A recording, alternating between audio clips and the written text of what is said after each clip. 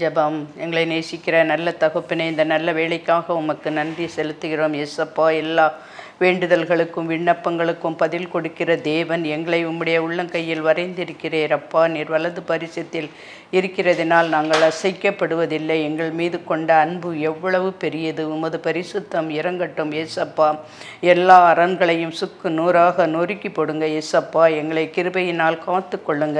நாங்கள் துக்கப்பட்ட நாட்கள், துயரப்பட்ட நாட்கள் போதும் ஏசப்பா. 10ஆம் வகுப்பு 12ஆம் வகுப்பு பிள்ளைகள் பரீட்சையில் நல்ல மதிப்பெண்கள் கொடுத்தீங்க ஏசப்பா. அதற்காக நன்றி ஏசப்பா. இன்னும் மேல் படிப்பு படிப்பதற்கும் நீட்டு பரீட்சைக்கு ஆயத்தமாக கொண்டிருக்கிற உமது பிள்ளைகளுக்கு நல்ல ஞானம், அறிவு, புத்தி, விவேகத்தை கொடுத்து உம்மை தியானிக்க மறக்காமல் உம்முடைய சமூகத்தில் காத்திருக்க கிருபை கொடுங்க ஏசப்பா. வாலிப நாட்களில் உம்மை வாஞ்சிக்க உம்முடைய சமூகம் எப்பொழுதும் அவர்களுக்கு முன்பதாக செல்லட்டும் ஏசப்பா. நன்றி சுவாமி.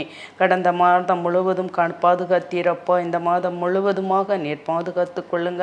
பொல்லாத சத்துருக்களுக்கு விலைக்கு பாதுகாத்து கொள்ளுங்க ஏசப்பா. யோபுக்கு உண்டான யாவற்றையும் வேலியடைத்து பாதுகாத்தது போல உம்முடைய அரணுக்குள் எங்களை பாதுகாத்து கொள்ளுங்க. எங்கள் துக்க நாட்கள் முடிந்து போனது.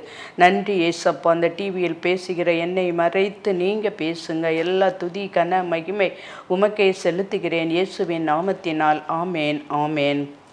கர்த்தரும் இரட்சகருமாகிய இயேசு கிறிஸ்துவின் இனிதான நாமத்தினால் அன்பின் ஸ்தோத்திரங்கள். ஜேடிகே டிவி அனைவருக்கும் என் அன்பின் வாழ்த்துக்கள். கர்த்தர் நல்லவர், அவர் கிருபை என்றும் உள்ளது.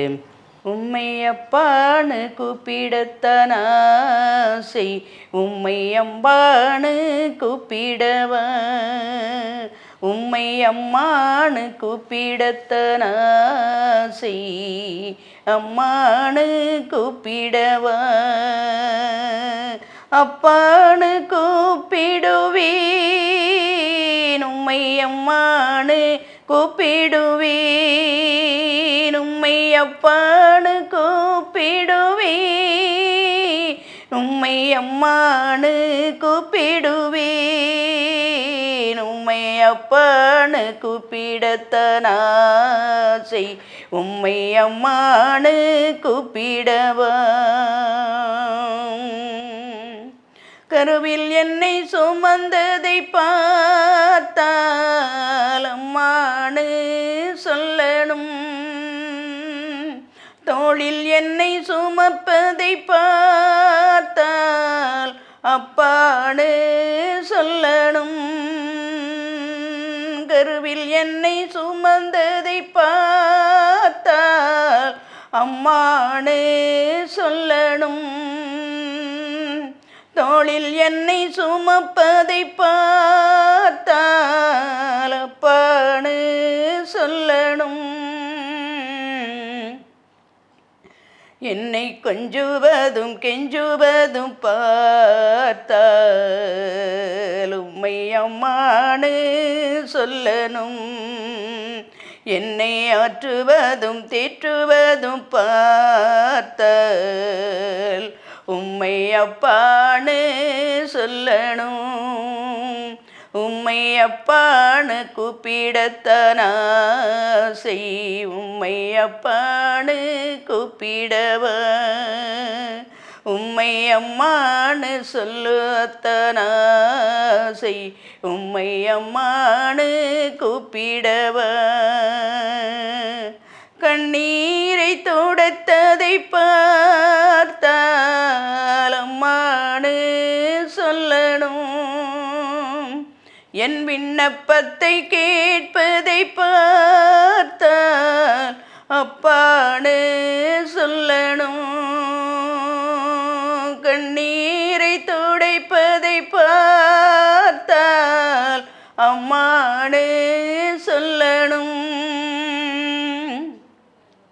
என் விண்ணப்பத்தை கேட்பதை பார்த்தால் அப்பானு சொல்லணும், என்னை ஏந்துவதும் தாங்குவதும் பார்த்தால் உம்மை அம்மானு சொல்லணும், உங்க இரக்கத்தை உருக்கத்தை பார்த்தால் உம்மை அப்பானு சொல்லணும், உம்மை அப்பான்னு கூப்பிடத்தர செய்யம்மானு கூப்பிடவ உம்மை அம்மானு கூப்பிடத்தன செய் அம்மானு கூப்பிடவ.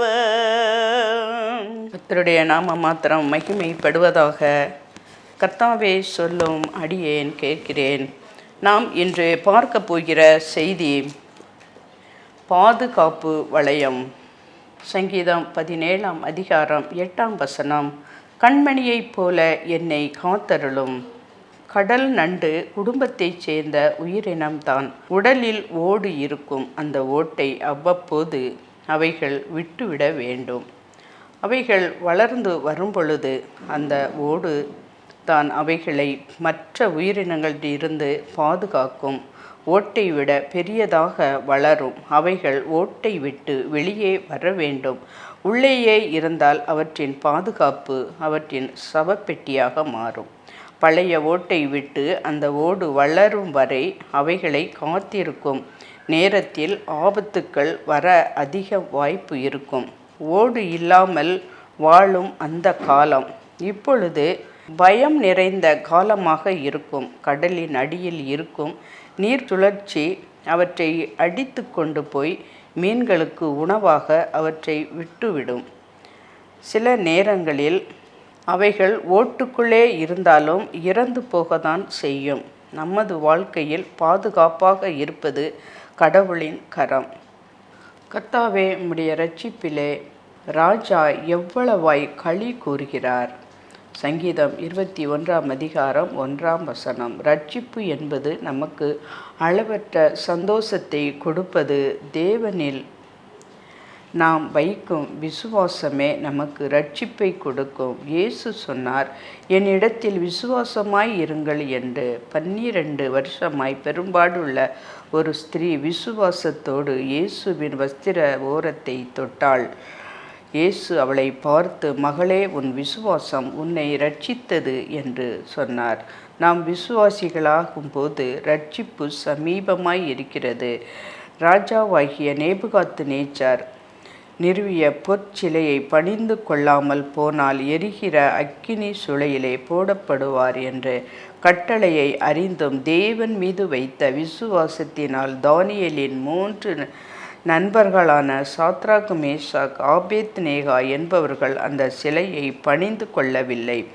7 மடங்கு அதிகமாக சூடாக்கப்பட்ட சூளையிலே போடப்பட்டாலும் அவர்களுக்கு ஒரு சேதமும் உண்டாகவில்லை என அறிந்த ராஜா, இவ்விதமாய் இரட்சிக்கத்தக்க தேவன் ஒருவருமில்லை என்று கூறி களி கூர்ந்தார். ஒரு கிராமத்தில் ஒரு வாலிபன் இருந்தான். அவன் தன் நண்பர்களோடே சேர்ந்து ஒவ்வொரு நாளும் தவறான காரியங்களை செய்து கொண்டு அதன் நிமித்தம் சந்தோஷப்பட்டான். நாட்கள் சென்றன. அவன் செய்த தவற்றை நிமித்தமாக மிக பெரிய பாதிப்பை அடைந்தான். தொடர்ந்து தன் வாழ்வில் சந்தோஷத்தையும் சமாதானத்தையும் இழந்தான். அதனால் அவனுக்குள் பாவத்தில் இருந்து வெளியேற மீண்டும் வர எண்ணம் வந்தது. ஒரு நாள் அவன் நண்பன் மூலமாக இயேசுவை அறிந்து கொண்டான். தினந்தோறும் வேதம் வாசித்து ஜெபிக்க ஆரம்பித்தான். தன் பாவத்தில் இருந்து வெளியே வந்தான். அவன் உள்ளத்தில் இருந்த இருள் விலகியது. அவன் மிகுந்த மகிழ்ச்சி அடைந்தான். இரட்சிப்பின் நிச்சயத்தை பெற்றுக்கொண்டான். கிறிஸ்துவுக்குள் பிரியமானவர்களே, இன்றைக்கு நாமும் கூட நம்முடைய வாழ்க்கையில் அநேக சமயங்களில் பாவத்தினாலும் மற்றும் விட முடியாத காரியங்களினாலும் வெளியே வர முடியாமல் சிக்கி தவிக்கிறோம். இதற்கு ஒரே வழி இரட்சிப்பு மட்டுமே. நாமும் மனந்திரும்பி அவர் அருளுகின்ற விலையேற பெற்ற இரட்சிப்பை பெற்றுக்கொள்ள வாஞ்சையாய் இருப்போம். நாம் நமது கைகளை இழந்தால் கூட நம்பிக்கையை இழக்கக்கூடாது. நாம் நமது தேவன் மீது வைக்கும் நம்பிக்கை நம் வாழ்வில் பலவித கட்டுகளில் சிக்கி தவித்தாலும் நம்மை விடுதலையாக்கும். நீதிமானின் நம்பிக்கை மகிழ்ச்சியாகும். கர்த்தரை நம்புகிறவனோ செழிப்பான். கர்த்தரை நம்புகிறவன் தேசத்தை சுதந்தரித்து கொள்ள முடியும். அதிகாரிகள் வஞ்சகத்தால் சிறையில் அடைக்கப்பட்ட பவுலும் சீலாவும் ராத்திரியிலே சிறையில் தேவனை துதித்து பாடினார்கள். சிறைச்சாலை கதவுகள் தானாகவே திறந்தது. அதிகாரிகளே அவர்களிடம் தயவாய் பேசி பட்டணத்தை விடுவிக்கும்படி வேண்டிக் கொண்டார்கள். பவுலும் சீலாவும் தேவன் மீது கொண்ட நம்பிக்கையை அவர்கள் விடுவித்தது.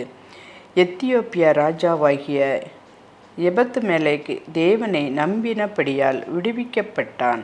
நாமும் நமது தேவன் மீது நம்பிக்கை கொண்டு இந்த பொல்லாத உலகின் வேண்டாத பிரச்சனைகளில் இருந்து விடுதலை பெற்று மகிழ்வோடு வாழுவோம். ஒரு விடுமுறை நாளில் சிறுவன் தன் தந்தையோடு தோட்டத்தில் விளையாடி கொண்டு இருந்தான். மத்தியான வேளை. சிறுவனை காணவில்லை. தகப்பனார் தன் மகன் வீட்டிற்கு சென்றிருப்பான் என்று நினைத்து மாலை நேரத்தில் வீடு திரும்பினார். வீட்டுக்கு சிறுவன் வரவில்லை. சிறுவனோ தோட்டத்தின் எல்லையில் உள்ள புதைக்குழியில் சிக்கிக் கொண்டான். இரவு நேரமானது. சிறுவனுக்கு பயம். நம்பிக்கை அற்ற சூழ்நிலையில் மரணம்தான் முடிவு என்று எண்ணும் வேளையில் எப்படியும் என் அப்பா வருவார் என்று நம்பிக்கையோடு இருந்தான். திடீரென தூரத்தில் டார்ச் லைட் வெளிச்சம் தன்னை நோக்கி வேகமாக அசைந்து வந்தது. தனது தகப்பன் வாய்க்கால் வரப்புகளை எல்லாவற்றையும் தாண்டி குதித்து ஓடி வருவதை கண்டு கண் கலங்கினான். தன் தகப்பனால் விடுவிக்கப்பட்டான். தன் தகப்பன் மீது அசைக்க முடியாத நம்பிக்கை வைத்து விடுதலை பெற்றான். சிறுவன் அதை போல நாமும் நம் வாழ்க்கையில் உள்ள பிரச்சனைகளுக்காகவும் துன்பங்களுக்காகவும் கவலைப்பட்டு இருந்து விடாமல் வாக்கு மாறாத வல்லவர் மேல் நம்பிக்கை வைத்து விடுதலை பெற்றுக்கொள்ளுவோம். நம் வாழ்வில் உள்ள இருளை அகற்றி சுகமாய் இருப்போம். நீதியின் பாதையில் நடத்துகிற தேவன் அவர் என் ஆத்துமாவை தேற்றி நம்முடைய நாமத்தின் நிமித்தம் என்னை நீதியின் பாதையில் நடத்துகிறார். நாம் நமது வாழ்க்கையில் கர்த்தர் மேல் பற்றுதலாய் இருக்கையில் தேவன் நம்மை நீதியின் பாதையில் நடத்துவார். நீதியின் பாதையில் ஜீவன் உண்டு. நீதியின் பாதை நடுப்பகலில் பிரகாசிக்கிற சூரிய பிரகாசம் போல் இருக்கும். கர்த்தரை நேசிக்கிறவர்களை நீதியின் வழியில் நடத்துவார். யோசேப்பு தேவன் மீது பற்றுதலாய் இருந்தபடியால் கர்த்தர் யோசேப்போடே இருந்தார். அவன் நிமித்தம் அவன் எஜமான் வீட்டையும் ஆசீர்வதித்தார். அவனுடைய அழகை கண்டு அவனது எஜமான் மனைவி அவன் மீது ஆசை கொண்டு அவனை தவறு செய்ய தூண்டிய போது உடன்படாமல் தப்பி ஓடினான். தன்னை பரிசுத்தமாய் காத்து கொள்ளுவதே நீதி என்று யோசேப்பு அறிந்து நடக்க தேவன் கிருபை செய்தார். சவுலை பவுலாக்கி நீதியின் பாதையில் நடக்கச் செய்த நம் தேவன் நாம் அவர் மேல் பிரியமாய் இருந்தால் நம் ஆத்துமாவையும் தேற்றி அநீதிகளுக்கு விலக்கி நம்மை நீதியின் பாதையில் நடத்துவார். ஒரு தேசத்தில் குடியானவர் மரிக்கும் பொழுது தனது நண்பரிடத்தில் 1000 பொற்காசுகளை கொடுத்து, என் மகன் பெரியவனானதும் உனக்கு விருப்பமானதை கொடு என்றார். அப்படியே மகன் பெரியவனானதும் தன் தகப்பனின் நண்பனிடத்தில் போய் தன் தகப்பன் கொடுத்த பொற்காசுகளை கேட்டான். அவனோ 10 பொற்காசுகளை கொடுத்தான். வாங்க மறுத்த அவன் அரசரிடம் முறையிட்டான். அரசர் ஞானமாய், உன் நண்பன் சொன்னபடியே உனக்கு விருப்பமான 990 பொற்காசுகளை கொடு என்றார். மந்திரிகள் ஆச்சரியத்தில், எப்படி இந்த வழக்கில் நீதி செய்தீர்கள் என்று கேட்டார்கள். அதற்கு அரசர், அனுதினமும் மனைவி மக்கள் சந்திக்கும் முன் ஆண்டவரை சந்திப்பதுதான் இரகசியம் என்றார். இந்தபடியே நீதி செய்வது என்பது தேவனுக்கு அடுத்தபடியான காரியமாய் இருக்கிறது. தேவன் அதற்கென்று தெரிந்தெடுத்து நம்முடைய நீதியின் பாதைகளில் நடத்துவது உண்டு. வேதாகமத்திலும் நம்முடைய முற்பிதாக்களின் வாழ்க்கையை பற்றி நாம் வாசிக்கும் பொழுது தேவன் அவர்களை எவ்விதமாய் நீதியை போதித்து அவர்களை எவ்வாறு நடத்தி வந்தார் என்பதை அறிந்து கொள்ள முடியும். அன்று அவர்களை நம்முடைய நீதியின்படி வழி நடத்தின தேவன் இன்று நம்மையும் நம்முடைய நீதியின் பாதையில் வழி நடத்த வல்லவராய் இருக்கிறார். ஏனென்றால் அவர் நீதி உள்ளவர். கைகளில் சுத்தமுள்ளவனும் இருதயத்தில் மாசு இல்லாதவனுமாய் இருந்து தன் ஆத்துமாவை மாயைக்கு ஒப்பு கொடாமல் கபடாய் ஆணையிடாமலும் இருக்கிறவனே பரிசுத்த ஸ்தலத்தில் நிலைத்து நிற்க முடியும்.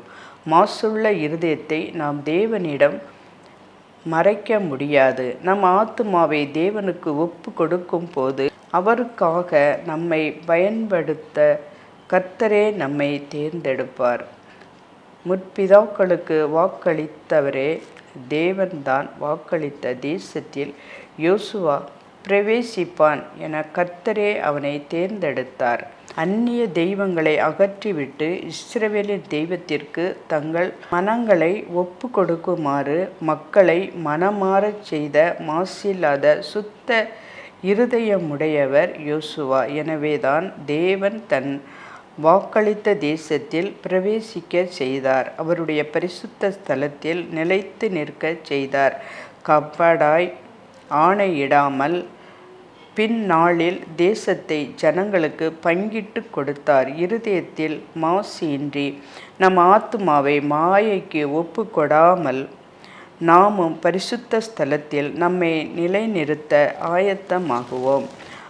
வெளிநாட்டில் வாழும் ஒரு செல்வந்தர் இந்தியாவில் கல்லூரி விடுதியில் தங்கி படிக்கும் தன் மகளுக்கு விலை உயர்ந்த ஒரு வைர நெக்லஸ் ஒன்றை பிறந்த நாள் பரிசாக கொரியர் மூலம் அனுப்பி வைத்தார். அந்த பெயரில் வேறொரு பெண்ணும் கல்லூரி விடுதியில் தங்கி படித்து வந்தாள். கொரியரை மாறுதலாக உள்ளூர் மாணவியிடம் வார்டன் கொடுத்து விட்டார். பார்சலை பிரித்து பார்த்தவுடனே அனுப்புவரின் விலாசத்தை பார்த்தவுடன் இது தனக்குரியது அல்ல என்று திருப்பி கொடுத்துவிட்டு சென்று விட்டாள். மறுநாள் அந்த செல்வந்தரின் மகள் உள்ளூர் மாணவியை சந்தித்து விலை உயர்ந்த பொருள் உனக்கு கிடைத்ததும் அதை வேண்டாம் என்று எப்படி உன்னால் சொல்ல முடிந்தது என்றாள். சங்கீதம் 24:4 ஆத்துமாவை மாயைக்கு ஒப்பு கொடுக்கக்கூடாது என்ற வேத வசனத்தை சுட்டி காட்டினாள். அந்த மாணவி அதை தொடர்ந்து அந்த சகோதரிக்கு வேதத்தை குறித்தும் இயேசு கிறிஸ்துவின் போதனைகளை குறித்தும் எடுத்து சொன்னாள். அவள் சாட்சியின் மூலம் அந்த செல்வந்தரின் மகளும் இயேசு கிறிஸ்துவை ஏற்றுக்கொண்டாள். கர்த்தருக்கு பயப்படுதலே ஞானத்தின் ஆரம்பம். கர்த்தருக்கு பயப்படுகிற மனுஷன் பாக்கியவான். நம் தேவன் சாந்த சொரூபம் உள்ளவர். அவரின் உருவத்தை கண்டு பயப்படுகிறது பயம் அல்ல. அவர் கட்டளைகளுக்கு பயந்து நடப்பதே நாம் அவருக்கு பயப்படும் பயம். அவர் கற்பனைகளுக்கு கீழ்ப்படிந்து நடப்பதே கர்த்தருக்கு பயப்படுதல் ஆகும். கர்த்தருக்கு பயந்தவர்களுக்கு ஒரு நன்மையும் குறைவுபடாது. கர்த்தர் முட்செடியின் நடுவில் எரிகிற அக்கினி ஜுவாலையாய் மோசேக்கு தரிசனமான போது மோசே பயந்து தன் முகத்தை மூடிக்கொண்டார். மோசே எல்லாவற்றிற்கும் கர்த்தருக்கு பயந்து நடந்தார். எனவேதான் எகிப்தின் அடிமைத்தனத்தில் நின்று இஸ்ரவேலை விடுவிக்க கர்த்தர் மோசேயை தேர்ந்தெடுத்தார். நான் வாக்கு வல்லவன் அல்ல என்று மோசே தயங்கிய போது கூட நீ பேச வேண்டியதை நான் உனக்கு போதிப்பேன் என்றார். சத்துருக்களுக்கு பயந்து நடந்த சாமுவேலுக்கு நடந்து கொள்ளும் வழியை போதித்தார். நாமும் கர்த்தருக்கு பயந்து நடந்து அவர் போதனைகளை நாம் பெற்றுக்கொள்ளுவோம். நம்முடைய கிறிஸ்தவ ஜீவியத்தில் ஜெபமும் விண்ணப்பங்களும் வேண்டுதல்களும் எவ்வளவாய் ஏறெடுக்கின்றோமோ அவ்வளவாய் கர்த்தருக்கு காத்திருத்தல் என்பது மிகவும் முக்கியமான ஒரு காரியமாய் இருக்கிறது. ஏனென்றால் நம்மில் அநேகர் மிகவும் வல்லமையாய் ஜெபிப்பவர்களும் உபவாசிக்கிறவர்களுமாய் இருக்கிறவர்கள் உண்டு. ஆனால் அவர்கள் எல்லாருமே தங்கள் ஆசீர்வாதங்களுக்காக பொறுமையுடன் இருந்து அதை பெற்றுக்கொள்வதே இல்லை. காத்திருத்தல் என்பது தேவன் நமக்கு தம்முடைய வாழ்க்கையில் பழக்குவிக்கிற ஒரு காரியம். நாம் வேதத்தில் வாசிக்கும் பொழுது யோசேப்பு தன் சொந்த சகோதரர்களாலே வெறுக்கப்பட்டு புறக்கணிக்கப்பட்ட நிலையில் அந்நிய தேசத்தாருக்கு அடிமையாக விற்கப்படுகிறார். அவர் எகிப்திலிருந்து அடிமையாகி கொண்டு போகப்படுகிறார். யோசேப்பு தன் 17 வயதிலே அடிமையாக விற்கப்பட்டு அநேக உபத்திரவங்களின் வழியாக கடந்து சென்று தன் 30வது வயதில் அவன் எகிப்து முழுவதுக்கும் அதிகாரியாக நின்றார். யோசேப்பு 13 ஆண்டுகளாக அவர் அடிமையாகவே நடத்தப்பட்டார். ஆனாலும் அப்படிப்பட்ட இக்கட்டான சூழ்நிலையிலும் யோசேப்பு தன் சுய பலனை சாராமல், சுய புத்தியையும் சாராமல், கர்த்தர் ஒருவர் மேல் நம்பிக்கை வைத்து அவர் தன்னை உயர்த்தும் வரை உத்தம இருதயத்தோடே காத்து இருந்தார். உயர்வை பெற்று கொண்டார்.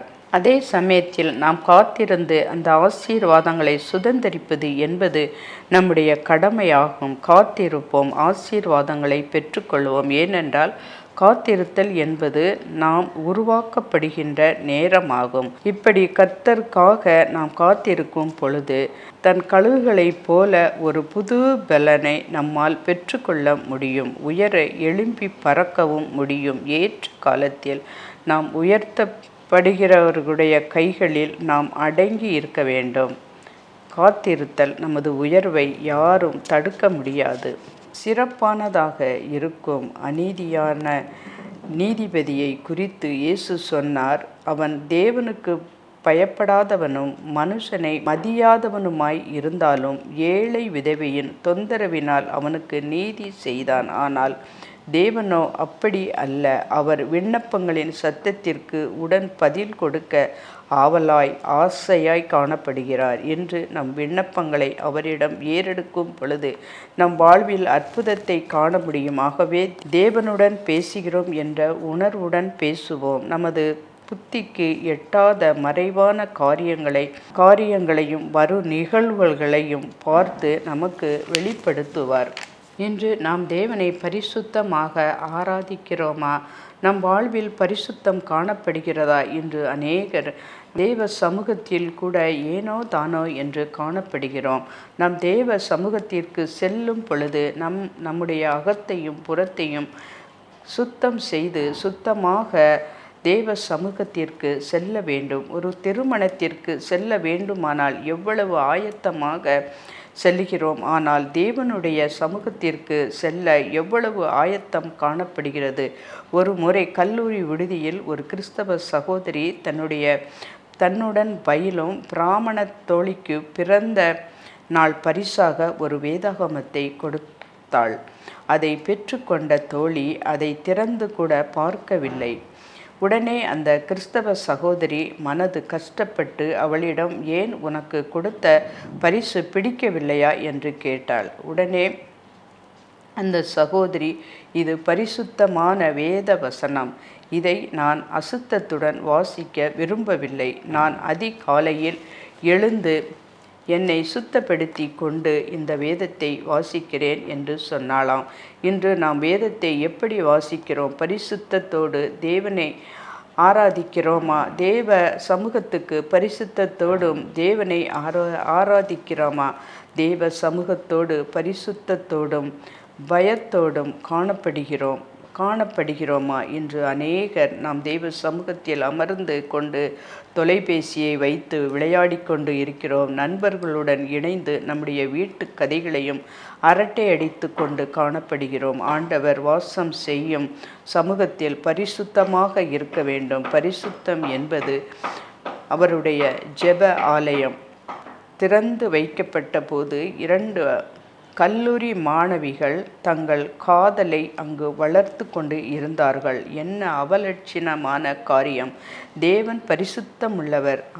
அவருடைய பரிசுத்த ஆலயத்தில் பரிசுத்தமாக ஆராதிக்க வேண்டும். தேவனுடைய ஆலயத்தில் ஏனோ தானோ என்று இருப்போமானால் தேவன் தம்முடைய வருகையில் நம்மை நியாயத்தில் கொண்டு வந்து நிறுத்துவார். இந்த உலகத்தில் நம்மை அதிகம் நேசிக்கிறவர்கள், உறவினர்கள் யாரும் நிழல் போல நின்று நம்மோடு இருக்கிறார்கள். ஒரு நாள் இந்த நிழலானது மறைந்து போகிறது. அதாவது காலையில் மறைகின்ற மேகத்தை போல் காணாமல் போய்விடுவார்கள். ஆனால் இயேசு நம்மோடு இருக்கிறார். நமக்காக அடிக்கப்பட்டார், நமக்காக நொறுக்கப்பட்டார், நமக்காக சமாதானம் உண்டு பண்ணும் ஆக்கினை அவர் மேல் வந்தது. அவருடைய தழும்புகளால் நாம் குணமாகுகிறோம். யார் நம்மை கைவிட்டாலும் நம்மை கைவிடாட்டலும் பாதுகாக்கவர் இயேசு. நம் சோர்வுகள், பலவீனங்கள், வறுமை, வியாதி, கடன் பிரச்சனை, இந்த மாதிரியான சூழ்நிலைகளில் நம்மோடு கூட இருந்து நம்மை பாதுகாக்கிறவர். நம்மோடு இருந்து நமது நித்திய ஜீவனுக்குள் அழைத்து செல்வதற்கு வாக்கு கொடுத்திருக்கிறார். அவர் வாக்கு மாறாதவர், வாக்குத்தத்தம் நிறைவேற்றுபவர். இயேசு தம்மோடு இருக்கிறார். நாம் இயேசுவோடு இருக்கிறோமா? இந்த உலகத்தின் காரியத்திற்காக முக்கியத்துவம் கொடுத்து இந்த உலகத்தின் அன்பிற்காக ஏங்கி திரிந்து பாவ வாழ்க்கை வாழ்ந்தோமானால் நாம் இயேசுவோடு இருக்க முடியாது. மாணவர்களே, இயேசு நம்மோடு இருக்கிறார். ஆனால் நாம் அவரோடு இருக்கிறோமா?